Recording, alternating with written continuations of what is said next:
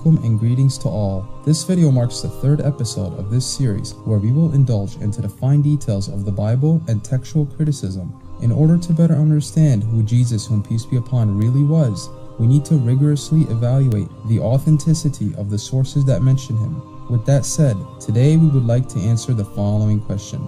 Is the Bible the true word of God? To answer this question, we will discuss three main facts in detail. Number 1, the Bible contains forged verses. Number 2, there are thousands of textual variants in the Bible. Number 3, the Bible is knowingly anonymous. Let's discuss each of these fine facts in detail. Number 1, the Bible contains forged verses. The Bible contains verses that were not found in the earliest manuscripts. Don't believe me? Read the footnotes on some of the verses in the Bible for yourself. In fact, let's look at some of these verses together. In the New International Version Bible, the NIV Bible, we find several references in the footnotes of verses that were deemed as fabrications. For example, in 1 John 5:7, it states in the footnotes of the verse, I quote, "Not found in any Greek manuscript before the 14th century." We also find in the footnotes of John 7:53 to 8:11 stating, and I quote, "The earliest manuscripts and many other ancient witnesses do not have John 7:53 to 8:11. Even in the Gospel of Mark, which is the earliest of the Gospels, we find the same issue present. Mark chapter 16 verses 9 to 20 reads in its footnotes, "The earliest manuscripts and some other ancient witnesses do not have verses 9 to 20. It is therefore no wonder that numerous Christian scholars and preachers declared that they would not preach these verses, including Dr. James White, who has stated, and I quote, "I would not preach Mark 16:9 to 20. Scholars here acknowledge that these verses have been fabricated into the Gospel of Mark. More specifically, these verses are missing from two of the most important textual unsealed witnesses, Sinaiticus and Vaticanus. These few examples only highlight just 3 out of thousands of places in which the manuscripts of the New Testament came to be changed by scribes. What is interesting about these forged verses is that they are all found in the King James Bible. But when we indulge into the NIV Bible, we find that these verses have all been deemed as fabrications, as highlighted clearly in their footnotes. So then how can Christian scholars truly know which verses in the modern day Bible are from God and which ones have been forged by men? What if there are more forged verses in the modern day Bible today that Christian scholars haven't been able to detect? This is only part of the problem. Let's proceed. Number 2, there are thousands of textual variants in the Bible. It is a known fact that New Testament manuscripts were copied and classified over the years. The fact is, there are over 5,700 Greek manuscripts of all or part of the New Testament. Furthermore, no 2 of these manuscripts are exactly alike in all their particulars, and some of these differences are significant. Because of this, many verses of the New Testament present an incredible number of variant readings across the manuscripts. In fact, scholars estimate the number of manuscript variants in the hundreds of thousands, some estimating as high as 400,000. Consider, for example, the Epistle to the Colossians, chapter 2, verse 2. This verse has a bewildering number of 15 variations. Consider the following. In the New King James Version Bible, the footnotes of this verse states that in this verse, the, quote, text omits both of the Father and, end quote. In the New Revised Standard Version Bible, the footnotes of the verse state, other ancient authorities read, of the mystery of God, both of the Father and of Christ, end quote. In the American Standard Version Bible, the footnotes state regarding this verse, the ancient authorities vary much in the text of this passage. Based on these variations, this verse is one of the many living examples of textual variants in the Bible.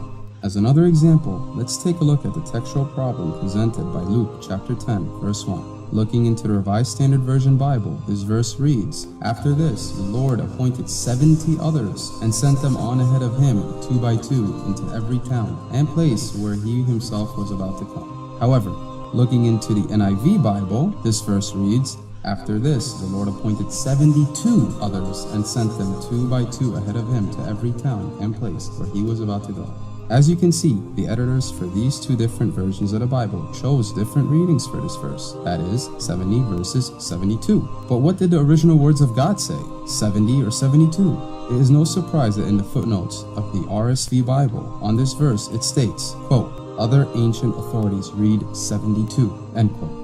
Bruce Metzger, a Christian expert on Greek biblical manuscripts, had this to say about the textual issue presented by Luke chapter 10 verse 1. Quote, "The external evidence is almost evenly divided, meaning the manuscript evidence for both versions are strong. The factors bearing upon the evaluation of internal evidence, whether involving transcriptional or intrinsic probabilities, are singularly elusive. It is likely that in most of the early manuscripts the numeral was written with letters of the alphabet. It was easy, therefore, for either number to be accidentally altered to the other.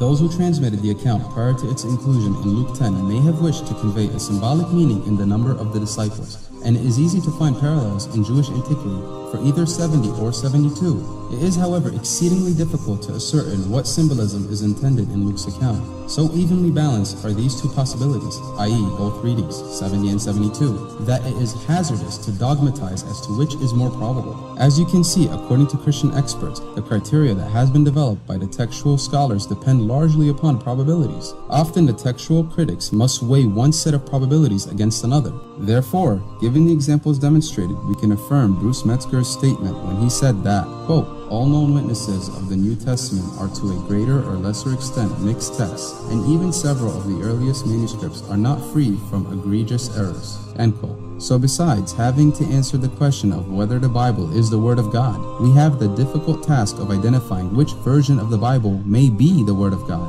As we have highlighted, ultimately it's fallible editors that decide what goes into the New Testament, not Matthew, Mark, Luke, or John. This leads us to our next and final fact.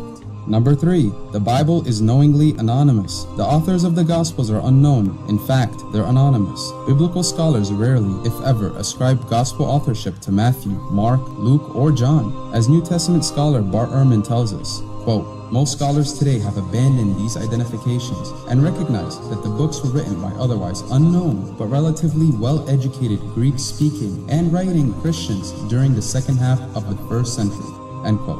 Graham Stan affirms this point when he told us, quote, "The Gospels, unlike most Greek or Roman writings, are anonymous. The familiar headings which give the name of an author, the Gospel according to, that is, were not part of the original manuscripts, for they were added only early in the 2nd century," end quote. Therefore, how can the Bible be the true Word of God if the authors themselves are understood to be educated Greek-speaking men who are not even known?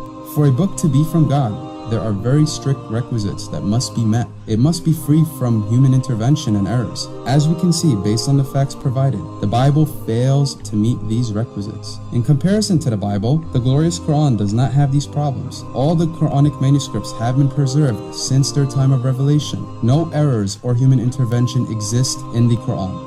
Therefore, to conclude, if you are seeking to read a book that is 100% the Word of God, then the Quran is for you. Otherwise, if you stick to reading the Bible, realize that you are reading a book that may contain some words from God along with some words of man. Thank you for taking the time to watch this video. If you have more questions, then ask a Muslim. Please don't forget to subscribe to our YouTube channel and like our Facebook page. Thank you. Assalamu alaikum.